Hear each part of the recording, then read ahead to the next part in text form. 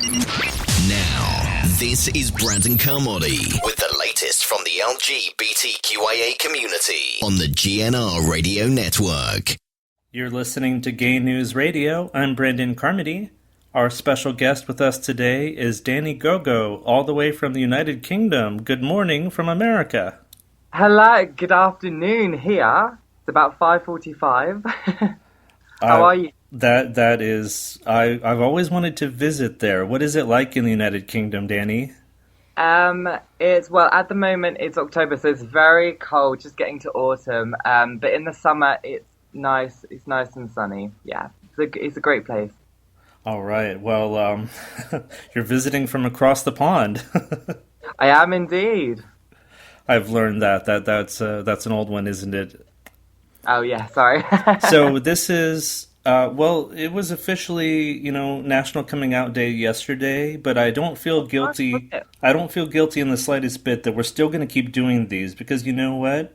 LGBTQIA causes and the need for people to continually come out, find authenticity in themselves is always there, isn't it? It's not just a one day of the year event, is it, Danny?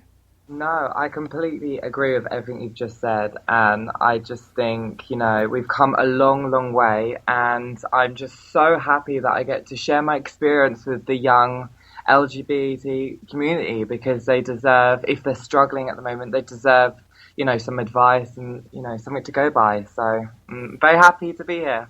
Well, I'm glad that you are working so hard at being a positive role model. So I'm going to jump right in here. Danny Gogo. At what age did you start questioning your sexuality, or did you notice some kind of a same-sex attraction? I started questioning my sexuality when I was 13. I was going through some real hard issues with my sexuality because I wasn't sure whether I was or whether I wasn't, and so it was a bit hard at first. And I went on holiday actually once, and I saw loads of men in their swimming pants and stuff, and I kind of started feeling sexually attracted to them, and I was, that kind of made me think, am I not? And I think by the age of 15, I knew I was gay. It was a very scary time, very scary. But, I made sure that I was ready first before telling my mom and before telling the world. Wow. So 13 is when you were really, so that's, it's fair to say that that's really in puberty, so that actually makes a lot of sense. So you kind of answered this already, but do you remember anything that might have helped you realize, like maybe seeing a hot celebrity like a Brad Pitt movie or a song, or was it literally just the guy swimming in the pool that, what types of imagery or sounds might have helped you realize it? It's interesting to say that. I was watching a program called Shameless, and I think they've got a new Shameless USA now. And I was watching a couple of episodes, and there was two guys kissing, and I got obviously very, very turned on by that, and I kind of knew that I was getting aroused by that. So that kind of, indicated that I was possibly gay as well. Okay, no, that makes perfect sense. Now, you were in school at the time, you were very young, so was it a time where you needed to kind of stuff your feelings and keep this a secret, or did you ask boys out, or, go kiss somebody and spin the bottle? How did that work out? Do you know, I think at first I didn't really want to be, asking boys out. At that age I was just interested in, cars and maybe a Barbie doll and things like that, but I kept it to myself to try not to get bullied as much because I was getting bullied already, so I thought it's best not to provoke it anymore. I was a very feminine character at school. I had a very natural high voice and I loved drama and theatre, and I just didn't want a more of a harder time for myself, so I kept it to myself. Wow. So I'm sorry to bring up a sore subject, but you opened the door to bullying. Bullying is so important and such a big topic right now to our LGBT youth. What can you tell me about bullying and what happened? Well, I just used to, I used to be the odd one out. I used to stick out like a sore thumb at school, and it was hard to connect and communicate with people that weren't so much like myself because it was a generation where it was kind of hard to come out as being gay, and also not fitting in made me feel like an outsider. So I'm very strongly about bullying because I know it's going on in the world, and I just want to be here to help, you know, Yeah. help other people. Yeah. So yeah, I'm sorry to hear. So you have some very strong feelings about bullying, I can imagine. Yeah, agree, definitely. Okay. So did you say that 15 was the official age where you came out to family and friends? Yeah, it's funny because I told my mum first, and I was actually sitting down one day, and I was really upset, and she said, "What's wrong, Danny?" And I said, "Oh, I really wanted to go to Gay Pride," and she said, "Oh, don't be silly, I'll drive you there." And then after that, I just had to tell her there and then, and she was completely okay with it. So if you're gonna do it and the moment's right, go ahead. Oh my God, was this conversation over tea and crumpets? Or Yes, yes, it was. well, okay. So no, that's incredible. So your mother just immediately embraced it, right? Yeah, and that's what made it so easy for me to go on and be comfortable with who I am. Okay. Were there others in your family or friends that had similar reactions? Was there any dissent? Um, well, my telling my dad was very hard, and he didn't take it very, very well. I remember him storming out the room, and he wasn't okay with it. It took a while, but things got better over a few months. And I think actually a few months ago, he said, "If you were to bring a boyfriend here, I wouldn't mind. I just want you to be happy." How amazing is that? Like, it takes a lot for him to say that. So, with both supporting me, both parents is I just feel it's very precious, and I'm very humbled. I'm so pleased to hear that, Danny. So I hadn't planned on this question, but this makes me think of something. When we saw, the American president Barack Obama come out in 2012 and say that his views on gay marriage had evolved, and that he literally said, I would just like to affirm at this time that my personal belief is that gays and lesbians should be able to get married. That's a belief that he came to, from friends and advisors and employees that were gays and lesbians. So do you think that your father evolved in the same way, kind of similar to President Barack Obama? He had time to think about it and really come to the light, so to speak? I think it could have had a possibility. I mean, he's got a big voice, got big power, and I'm so glad that he's taking that into advantage. And I think the thing is, your parents love you no matter what, but I think he kind of knew because I was quite over the top, and I couldn't really hide it that well. But your parents should love you no matter what, and it's very heartbreaking to hear that some, you know, just disown. I don't see how parents can disown their children. I don't agree with that at all. Absolutely. And unfortunately, in doing some of these coming out interviews, we've seen that, and we've seen a lot of religious overtones.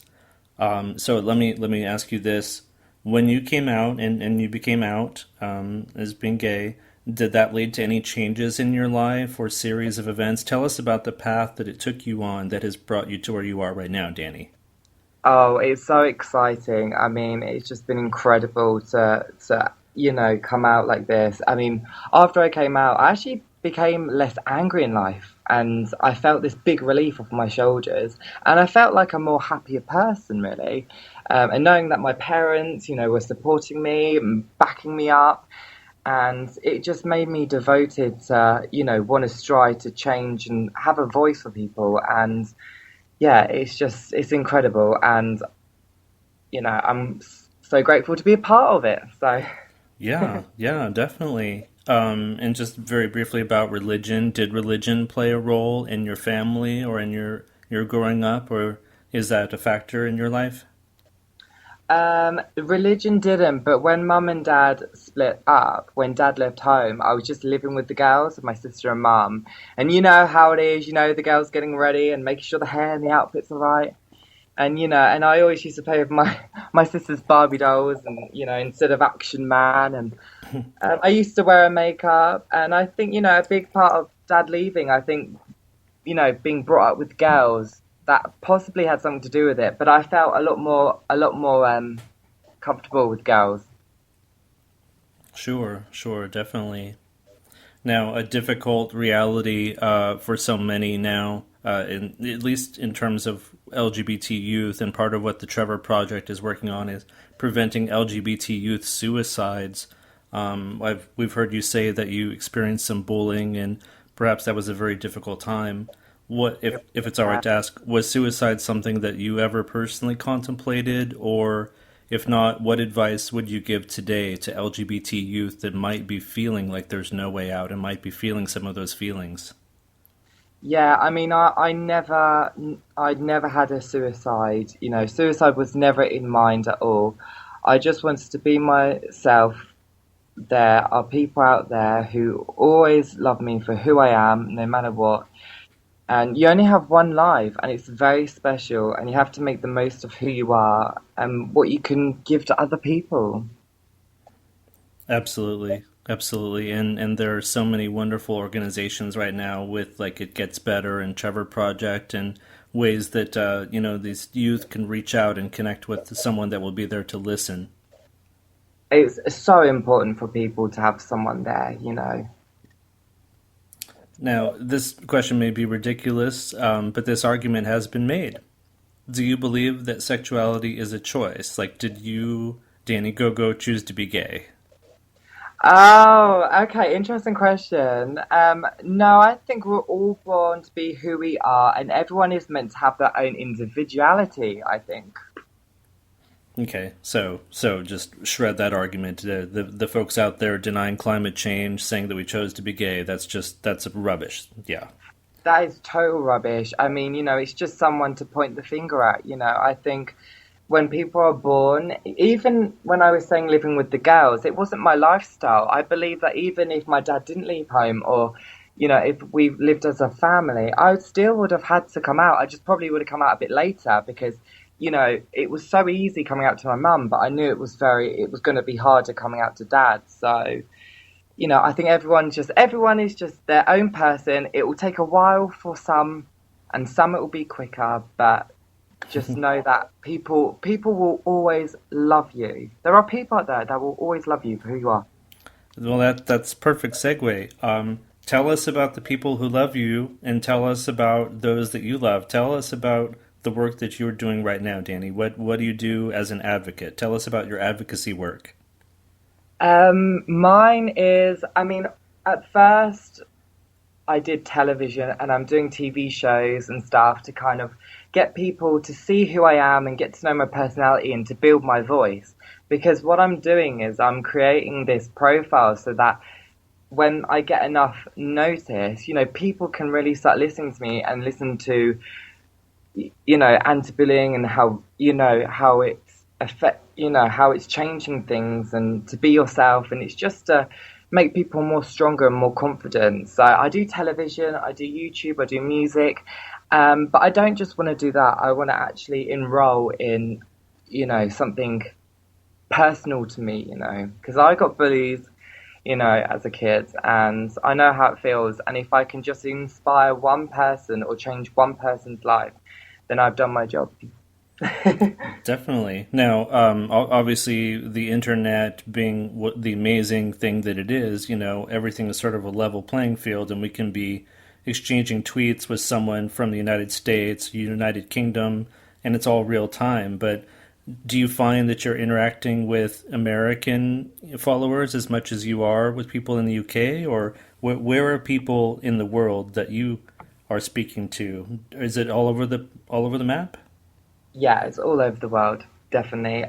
You know, it's not it's getting bigger by the second, but you know, I'm still working really, really hard, and there isn't an absolute goal that I'm looking for. I'm just working hard. I'm just going for it. You know, I don't think, right, I've got to this amount, I've got to this many followers or this many views. You know, I'm very humbled by the audience I have, but there's no stopping me, you know.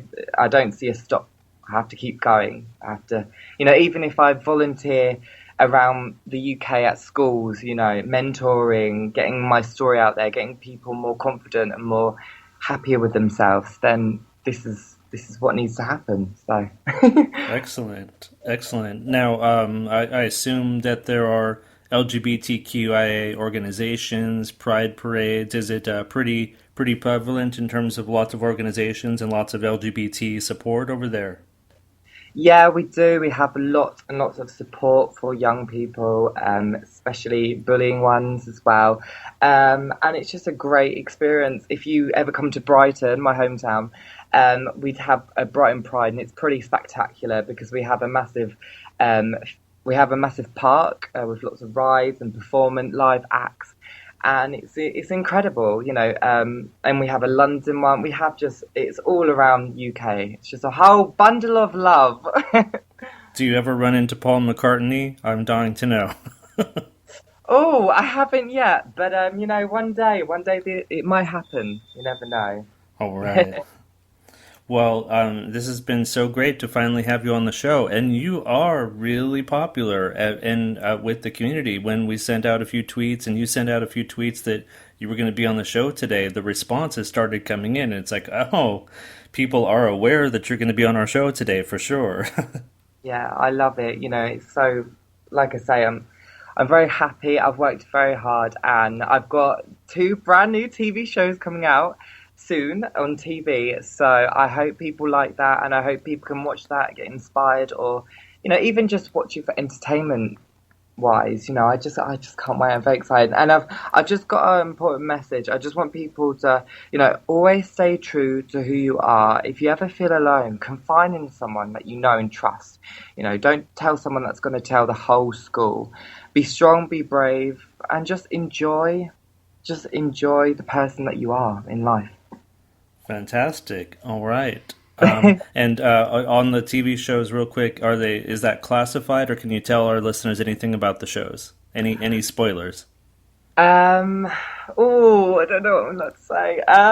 I would. Oh, okay, it's okay. One's a quiz show, and I can't say the other one, but they're both going to come out at the end of this month and possibly November as well. I'm still waiting on dates. So, Oh, terrific. so yeah, and I've got a couple of auditions for other programs. So I just can't wait to. I think the more people see me pursuing and being determined and confident, I think the more they'll feel like they should be more confident as well. All right. Well, now we've got a wonderful offer for you. We like the concept of having guests come on as regulars. Would you be interested in possibly dropping by Gay News Radio from time to time? Yeah, always showing the love, me. All right. Well, that we'll officially announce this on Twitter later, but we're going to make you a page on the Gay News Radio website so that your followers and listeners will just always be able to go to your page and see whatever is the most current interviews and see past ones. So congratulations, Danny Gogo. Thanks for Thank being on Gay you. News Radio, and we're going to officially make you a page on our website. Thank you. That makes me very, very happy. And I think my audience will love you for it. Fantastic. Well, thank you for sharing your coming out story with us today, and for all of the love and work that you do for the LGBTQIA community. It was a pleasure to speak with you from across the pond. Thank you. Yes, from upon the and this is just the start of Danny Gogo. So thank you very much. All right. Well, we'll keep following the journey. Danny Gogo, thanks for coming on Gay News Radio. We will speak again, and have a good day. Thank you very much. Goodbye. This is GNR, Gay News Radio.